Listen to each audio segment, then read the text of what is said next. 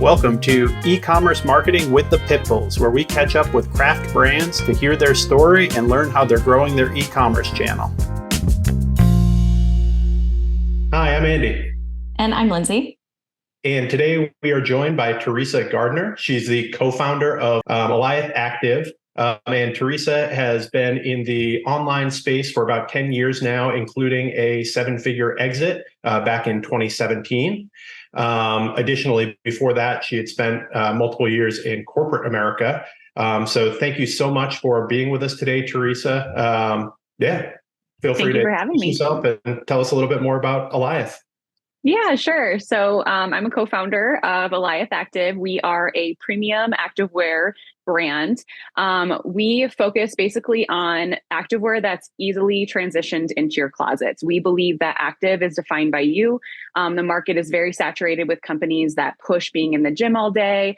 Me being a mom, that's not always realistic. And going for a walk, playing with your kids, and doing a multitude of other things are active. And so we are all about pursuing that and defining what that means personally. And by doing that with our busy active days, we wanted to create clothing that was easily transitioned into your closet for all day wear, as well as tried and true tested for any type of active you can throw at it. So that's how we got started. And we've kind of developed the brand into online, as well as a online or a in-person flagship store and some micro locations as well. So like I said, I've been doing this for almost 10 years now. I had an online women's jewelry boutique that I successfully exited in 2017 to raise my kids, and then had a passion to get back into fashion.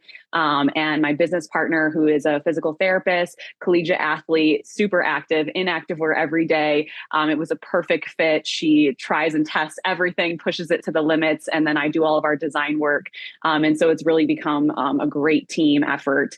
And so we launched 2 years ago, and it's just kind of as a passion project, and it's kind of skyrocketed to a place that we obviously wanted it to go, but didn't necessarily foresee it going so quickly due to the fact that we're in a little bit more of a saturated market. But it's a passion project, and so to see it resonating with so many people just is such a great achievement for us both personally. Awesome. Yeah, I know you mentioned that it's kind of a saturated market. There's a lot of different brands out there. How did that kind of come about? When did it go from idea to, hey, this is what I'm actually looking for? Can you tell us about that initial thought process? Yeah, I knew I wanted to do clothing when I wanted to get back into e-commerce. And like I said, with Alicia's background and physical therapy and collegiate athlete, I thought that activewear would be really fun. It took me actually about a year to talk her into doing it with me. She has a wellness practice and is very busy, but she's always doing other things. But we wanted to make sure we were really making an impact in the industry, right? Like, it is a saturated market. There's like new athletic brands popping up every day. So we knew it was going to be an obstacle. But again, this was a passion for us. It wasn't just like a, hey, let's make a bunch of money, type of thing. So we knew our hearts were in the right place. And it got started because we're both moms, and we didn't really feel like any of the activewear brands out there were really catering to not only moms, but just women in general in our bodies that are constantly changing throughout our life's journey. And so we really wanted to create a product that could flex with you as your body grows and changes throughout each stage of your life, as well as is there for your benefit. It's not just to work out in, it's not just to look like you just came from the gym. We wanted to design products that you really could dress up into your closet. I mean, I change 5 times a day, depending on what my kids' schedules look like, and I don't want to have to change my clothes that many times. And so we wanted to create products that you could go to the gym, throw a blazer on over, go to the office, throw a jean jacket on, go to your kids' school sports afterwards. And so that's when we figured out what our real mission was. That's when it was like, okay, let's do this. Like, we are different. We are offering something that other companies are not offering, and kind of hitting that demographic. You see a lot of in the activewear community. It's unfortunate. There's a lot of like size 0 to 2 models, not real body types. And there's nothing, that's great. That works for you, but that's not every woman. And we just really wanted to represent all women that are out there and make them feel like they had a community that was supporting them and their bodies and their life's journey through active. So. That's really cool. Yeah, definitely. Especially with work from home and the kids, and obviously I'm a little outside of your target demographic, but completely understand the flexibility of who knows what you're going to be doing 1 hour to the next, and Well, it transitioned into men, though. I mean, we were only planning on doing women. And then I was like, I'm the one who buys most of my husband's clothes. Like, and so, and our might husbands as were like, well. hey, come on, make so, so you are in our demographic. Like we have we launched a men's line about 9 months ago. That's been going fantastic. And so Alyth is really for everyone. And that's really what we wanted everyone to feel represented, every body type, every height, all of that. So we try to offer as much diverse clothing as possible. Stuff for people who want to be more modest, or stuff for people who like to show a little skin, or, whatever it may be. So we really have a wide variety of styles, which I think a lot of companies kind of stick to one style, which I totally get. It's exhausting designing that many different styles, but it's needed. And we want everyone to feel represented by our brand. Definitely. Do you take any approach to kind of keep up with inventory on that side? Do you have to, limit the colorways in different styles or anything like that as a business that's still getting started and figuring out where things are going to go? I can imagine that kind of breadth would be challenging. It's hard. And as we grow, the inventory just gets even more complicated. A lot of times, because we want to offer such a wide variety, we do tend to have to work with color fabrics that they basically have in stock that we're not having to special order. Now, if something's super popular, then we can go to a special ordered reel of fabric where we have to buy the whole reel. We have to use the whole reel, all of that. So we always test with fabrics that are already readily available with our manufacturing partners. So it's something they keep on hand, black, obviously, and, things like that. So it can hinder us sometimes, but fortunately, because of the growth that we've been able to achieve, now we're able to kind of be more particular about our colorways and things like that. But I'm also fortunate enough that these manufacturing partnerships are ones that I've had for a very long time because of my previous business. So I've been able to kind of build that relationship with them. And we're very fortunate to have low minimum order quantities and things like that, where a lot of young brands don't always get that. And that's why they only launch with, maybe 5 products. When we launched with like 20 products and 50 colors. And, we were very, very fortunate in that aspect. So I don't take that for granted, for sure. Definitely. And I think probably, especially, I know you mentioned the flagship store, and I know you do a lot of in-person. That probably was necessary to be able to, kind of fill a whole location, as opposed to, a site where you could have just 3 or 4 SKUs to start out. Definitely. Talk a little bit about that decision to get started with in-person. Yeah. So with my previous business, we were all online. There was no, that was it. We were online. We focused mainly on Facebook ads, Google ads, all of that. And that was extremely successful for us. It was also back in 2015 when Facebook ads were really just starting to get ramped up. So a lot of it was luck with timing. We had a great product and things like that, but the timing was also really great for that brand. So when I went into this, I 100% anticipated just being solely online, and, just doing Facebook ads, Google ads again, Instagram, all the socials, things like that. But we noticed that obviously a lot's changed from 2015 to 2017 in the ad world. Ads are way more expensive. We're also in a very saturated market, so we're competing with the larger brands. And it became very apparent very early that ads was going to be very difficult for us. So we started, my business partner, just like off the cuff, was like, we had launched, we had a great launch. We were a couple months in, and we were like, okay, summer's coming up. It's going to be nice. Like, what can we do? And she was like, what if we tried like a farmer's market? I'm like, what? And she's like, I don't know, just an idea. And we're a Golden, Colorado company, and our town of Golden puts on this amazing farmer's market. And so we were like, all right, whatever, let's give it a shot. We got time on the weekends. Let's do it. It was insane. Like, it was the amount of sales we were doing at that one market was crazy. So we went from 1 market to 8 markets that summer. And it was just Alicia and I at that time. And we've got 2 kids. She's got another business. I manage our rental property portfolio. Like, it was crazy.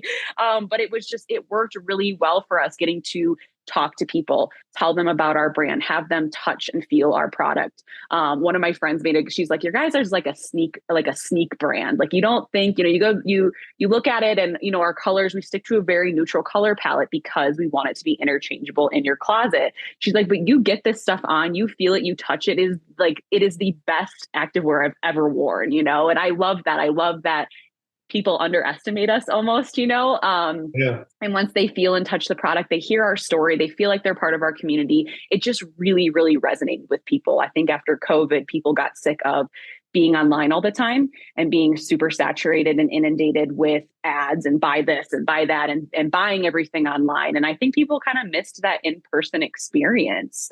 And so we had a big request, especially from our golden community, to open a storefront.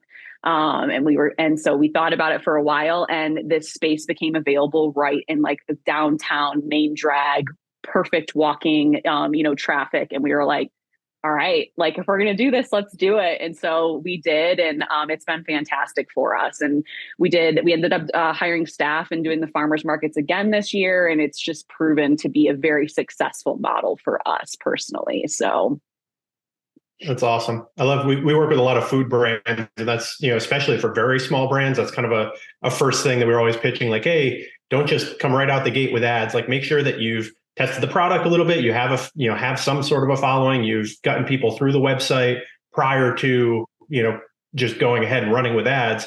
And typically farmers markets is one of the, easiest ways, or one of the first ways to promote that. But I think that's so cool that you're, using that for a non-food product. And, it's a really good kind of picture for the audience. Hey, you just give it a shot, try something different, creative, definitely, probably not the expected path for starting up a clothing brand. Yeah, we got a lot of people. I didn't expect to see an activewear at a farmer's market, and we're fortunate because we design in Colorado, so we kind of get a little bit of a they like to see that. Obviously, if we didn't do that, we probably wouldn't be welcome in the farmers markets. But because we're completely local, all of our online orders ship here out of Golden, Colorado as well. So it is very local, even though, we don't manufacture here. It's still very local. All of our staff is here locally and stuff like that. So it really does resonate with people, and people want to see that. And customer feedback is so valuable. And I think a lot of big brands have just kind of shooed away with really listening to their customers or having that open platform to hear what their customers are saying. And we've designed products solely on customer feedback, on what they want and things like that. And I think that for a lot of people, it means a lot. And so we just really focus on making our customers feel like they're part of our community and they're part of this brand. That's really cool. I want to ask, now that you've made more of a focus on in-person, you have your store, you're in the farmers markets, what's e-commerce's relationship to your company now? It must be so different from when you were purely online and focused on Facebook and Google ads. And now how do you incorporate that back in, or what does that look like now? So what it really allowed us to do, honestly, was it created a runway for us to be able to now refocus on online growth. So we brought on a CMO, and he is an extremely talented photographer and videographer, and he has a lot of experience in our industry. And so now, by utilizing the in-person and kind of like focusing on that and going for what was working for us and sticking to that, it has kind of opened up this runway now for us to now really focus on the online, the e-commerce and all of that. So like, he completely redid our website. We have a whole social media staff now, mostly like of paid interns, but interns that are helping us with our TikTok, our Instagram and all of that, and starting to get things rolling like more proficiently on those platforms. And so now, the focus is still in person, but it also is now we're able to kind of also highlight the online and, because we would love to have enormous online growth as well. And we have grown online. But obviously that is, one spot that you want to see. There's less overhead and there's less, things like that. So, but I think that a lot of people get caught up in what they want the brand to be. Like, we wanted this to be online, and they stick to their guns on that. And sometimes that can be successful, but we really felt it was important to honor this pivot that we needed to make and go full on. And we did. And it really opened up more opportunities to get back more focused on e-commerce and hire someone specifically to do that for us, which has been fantastic. And it has really changed the whole look and feel of the brand and really allowed us to translate more effectively online why we're different. So we're really looking forward to see how he came on 6 months ago. And so obviously there's a lot of stuff you got to get prepared for. As far as like not rebranding, but updating our branding images and things like that. And so now we're just getting to the point where it's like, okay, got everything set, like, let's go. And so that's kind of that's one of our focuses right now. That's I love awesome. to hear that, because I feel like a lot of the brands that we talk with, there's this kind of that golden age you mentioned in 2015 on Facebook advertising.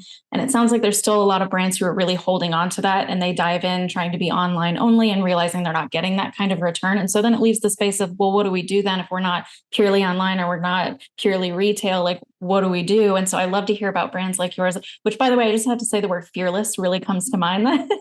Your whole journey here. I really love that. It just seems like you jumped out of such a space and then just dove right back into it and kind of made it your own. So I just kind of have to put that out there, that the word fearless was coming to mind. But I really love that story of, we pivot because we needed to, and we found what really worked for us and what made it so authentic. So I love that it's community building, but it's also keeping in mind the CMO you hired and their talents and the interns' talents and just the whole team coming together. It's really cool to hear. I love that. Thank you. Yeah, we definitely pride ourselves on what we call our Alyth family, and that includes our employees as well as our community of customers as well. And I think it's so important. That's one thing that a lot of the larger companies can sometimes be missing, is that feeling of being seen. And it is very important for us, for our employees and our customers to feel seen. And I think that it will serve us very well in the future, longevity wise. So Awesome. One of the big things we talk about is that kind of community building, and obviously online, there's a million different approaches. Different people are trying different things, but I'm curious how your in-person roots kind of fit into that, and what you're doing specifically in person to kind of develop community outside of, obviously, going and meeting in person at things like, farmers markets and things. But are you doing any additional events or activities or other ways to kind of foster that community? Additionally to that? Yeah, definitely. Yeah, that's been huge for us, especially because we're a newer brand. So Alicia actually heads all of our, we have like a whole events schedule. So we host free yoga classes, free Pilates, free dance classes. We do girls' night outs at our space. We're fortunate enough where we have a space where we've got rolling racks and we can just move things out of the way. But we knew when we went into that space, like, hey, we can't just be here. Like, we need to be ingrained in the community, and we need the community to know that we're here, and we're here as a golden company, and we're here because we love where we live and we love our community. And so we're always looking to give back. We've been fortunate enough to run various charity lines on our website and then give back to local charities within our community, helping single mothers, helping domestic abuse victims and things like that. So it's very important for us, for our community, to know how important they are to us as well. We're looking at hosting a fashion show in December, and we're teaming up with a local women's fashion boutique who does actual like jeans and cardigans and things like that, but to show how you can take our clothes and their clothes and create a look with them and things. But we're also going to be allowing other local vendors to come in, since it's around the holidays. So the fashion show, do a little holiday market afterwards, because we're a small business and we want other small businesses around us to succeed as well. And we think it's so important to reach out, because we're like, us small businesses, if we're not there for each other, then who is going to be? So we team up. Like, we had a yoga event.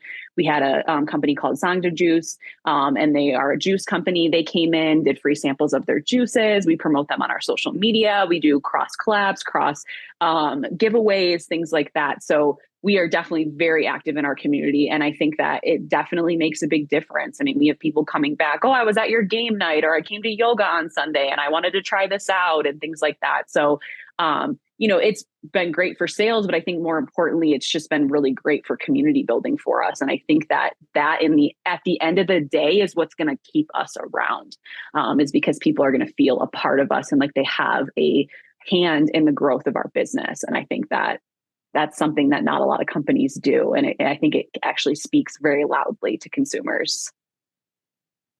Do you have any way Go ahead.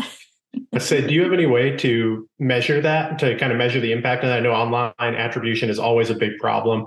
But then I'd imagine it's, tenfold with in-person events, and, there is a substantial investment there. So how do you kind of think about that from a business and marketing perspective, and making sure that, you're getting value out of individual events, as opposed to, obviously, there's a huge value in the community in general, but how do you make the decision on any given or individual event? It's extremely difficult. It's a very difficult thing to gauge. We're very fortunate where we have a space. So like when we are doing these events, it's a space that we're very scrappy. Like we stick to a budget. We figure out, we do cross collaborations with food companies so that, hey, if you want to cater, then we'll do a cross promotion, things like that. So like if there's a will, there's a way. So if the budget, we had an event the other day and it cost us $200, and it was a huge, we had like over 50 to 75 people that came, what I mean? Like that's a win, because right now, as in marketing, it's repetition, right? Like we're at the beginning of our career. So of our, the brand's career. And so that repetition of them just seeing us, Alyth. And then when they're going to think of, I don't really think you can put a number on that, right? Like, of course you can when you're online. Okay, we had to hit that person 7 times before they actually click to buy, type thing. Can't really do that in person. And you don't always know when they're seeing your brand. They could be seeing it on a shopping bag when they're walking down the street. They could be seeing it on a flyer that we have at a local gym. You don't get to see all those points. It's a little scary because you are kind of just basing it off of like hearsay, right? Like they'll tell us, oh, I heard about you guys from XYZ. And so we take account for that. How many people did you hear? We use codes a lot. So like when we do a pop-up at a gym, we'll use a code when we do the sales. So we know how many sales came specifically from that event that we did.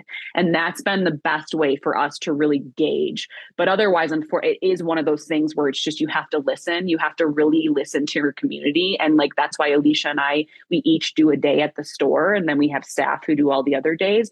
But like, we have to be there. You have to be there. You have to be present. This isn't a type of model where you can just like click a button and be done for the day. Like you do have to be present. It's time consuming.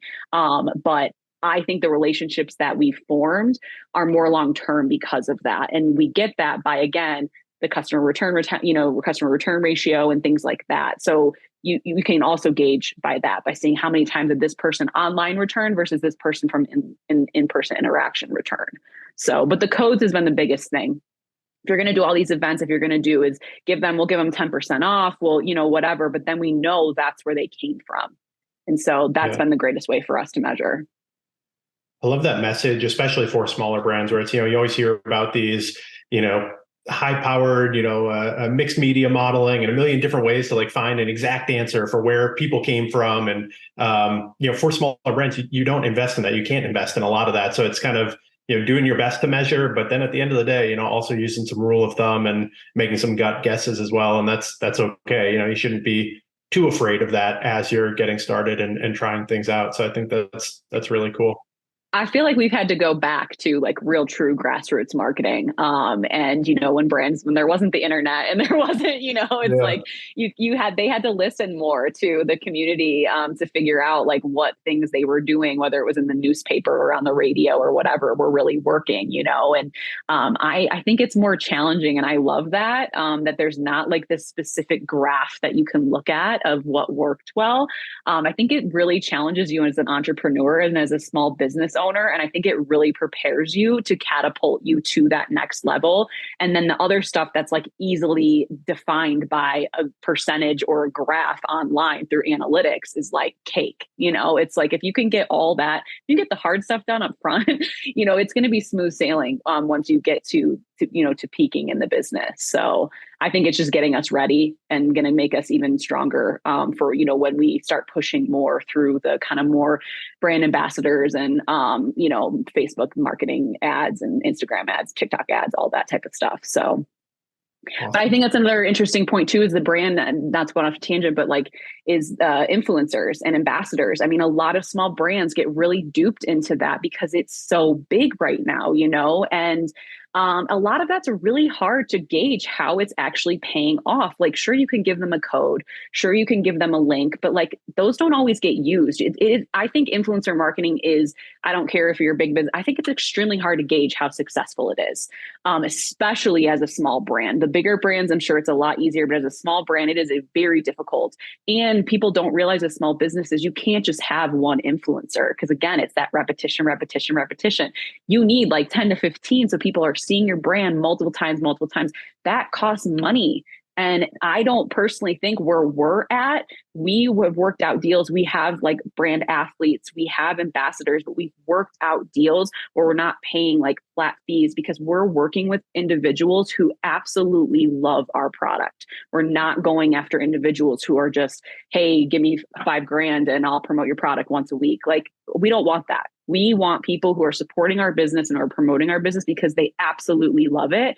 And I think that when you do that, their people see that, and then they actually want to buy from you, or use that referral link because they're like, well, man, they've posted 10 times. They must actually really like this, type of thing. So I think that it's been very successful for that. And I would urge any small business owners to not get fooled by the brand ambassador and influencer industry. I think it can be utilized really wisely. And I think it can be great when you get to a certain level, but until you are there, it's not what's going to make or break your brand. If you've got investors, sure, you could pump $100,000 into that, go for it. You know what I mean? But when we're talking about bootstrapping a business don't get fooled by it. Don't get fooled by I can make this many impressions. We get flyers from influencers and it shows us how many their average impressions are and how many, but it's okay, great. But how many people did buy from that?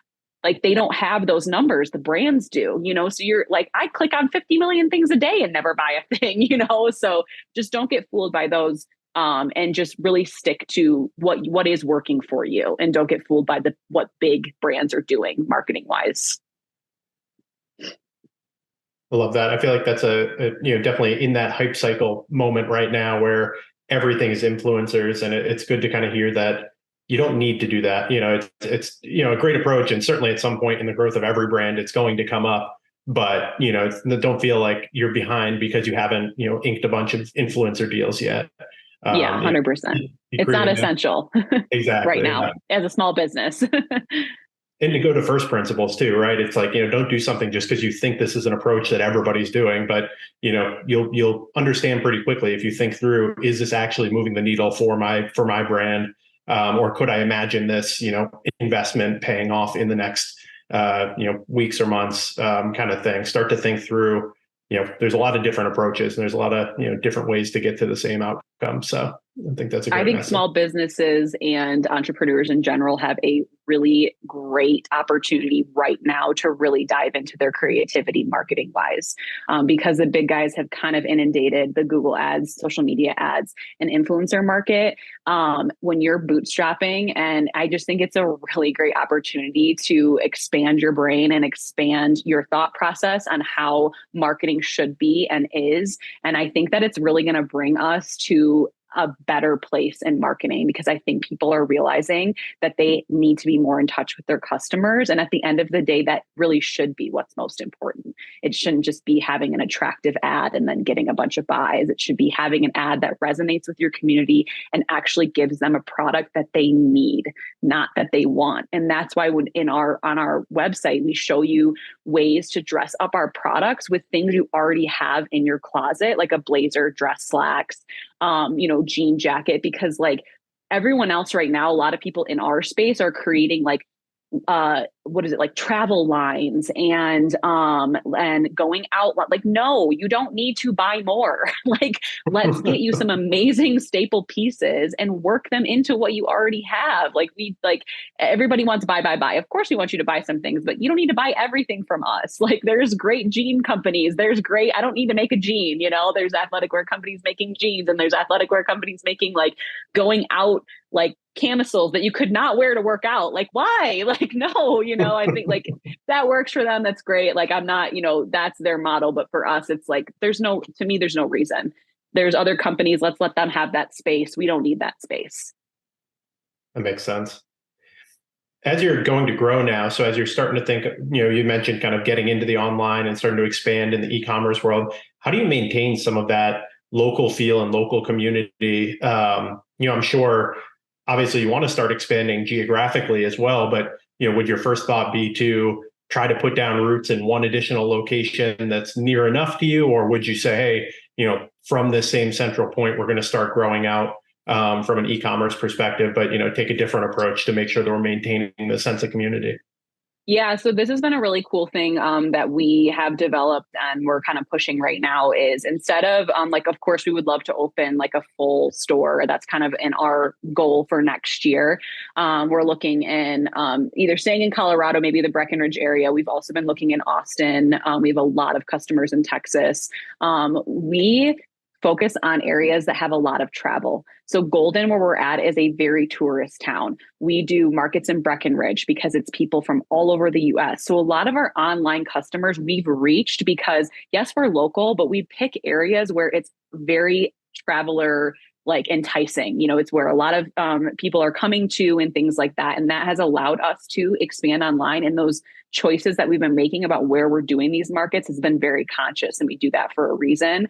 But another program that we're working into is called our micro locations. And what we do is we team up with studios, gyms, wellness centers, things like that. And we basically open a small storefront in their space. What that does is it allows us to expand, but it also allows them to grow, because one of the biggest things that these gyms and studios that happen is a lot of the athletic wear companies have really high minimum orders. You have to order like a certain amount every quarter, or they drop you. That's a huge expense for a studio owner, especially if they're just getting started. So for us, we basically do it on consignment, and they make a commission off the sales. So they're not in charge of the inventory. They're not in charge of refilling the inventory or seeing what's trending. Normally you have to go on the website, figure out what spring collection's coming out. Okay, what do we want to get from it? None of that. We do all of that for them. And we like send out if they're not local, we ship the new products, include a return label for them to send any dead product back to us. So they're not losing any money on dead product either. So that's really allowed us to grow more quickly, because we're not leasing a space. We're not paying for employees to be there. Their employees are the ones that are selling the product. And so it's allowed us to help other businesses who want to open a retail space in their gym or studio or whatever it may be, but maybe don't have the financial ability to do that. And then it's allowed us to get in front of entirely new communities.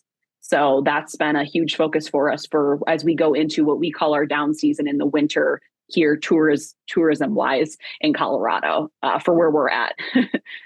That's really awesome. I feel like I haven't heard about that approach, but I feel like that's a really neat way to try to expand into new communities, and kind of a win-win, right? Low risk for the studio owners. And then, you've got some product out there. If it sells, it sells. If it doesn't, you get it back, kind of thing. It's not like a huge outlay investment, like, for instance, sending free product to influencers would be. Exactly. Yeah. And we don't send high quantities. Like a lot of times when they're purchasing, they have to buy like 5 of each size or whatever it may be. It's not like that with us. We'll send 1. We'll see how it sells. If it sells quickly, we'll send them maybe 3 more, things like that. So we really get to gauge how it's going to go. And it's always products that we know or we can sell online or in store or whatever. So it's not a loss. We're not having to special order things for them. I mean, we can do that, but for the micro locations, we don't do that. And so it's stuff we know is going to move. So, but we just had really great feedback from the studio owners. They're like, this is amazing. Like, I can't spend $5,000 put retail in I just opened this space, you know what I mean, type of thing. And so it's been awesome to see that we've been able to help them fulfill dreams that they've had for their businesses, as well as further the dreams of our business as well.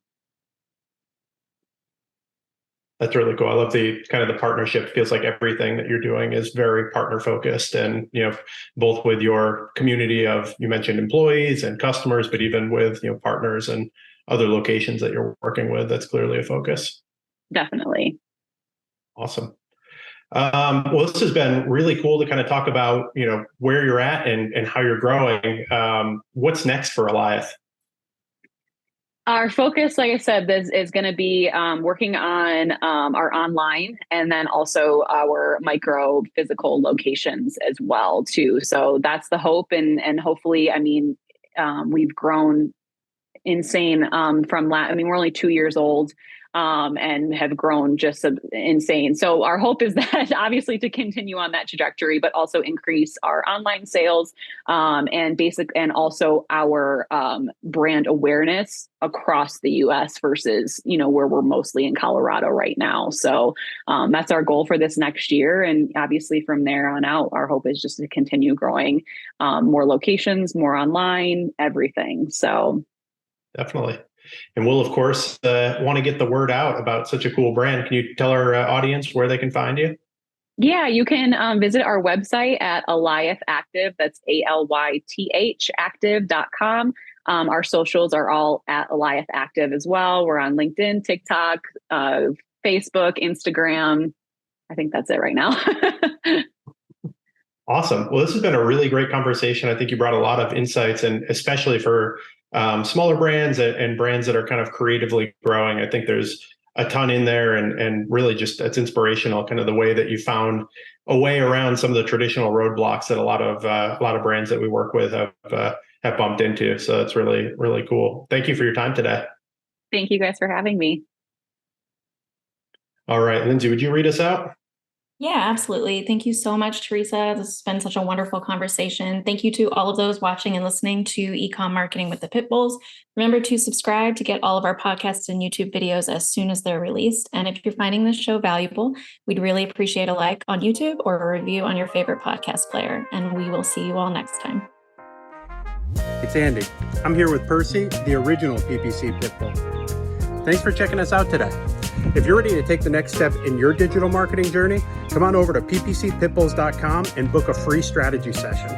We'll take a few minutes to get to know you and your brand, and I promise you'll leave with actionable insights that you can implement today. Working together, we're going to get you on the right track towards reaching your unique e-commerce goals.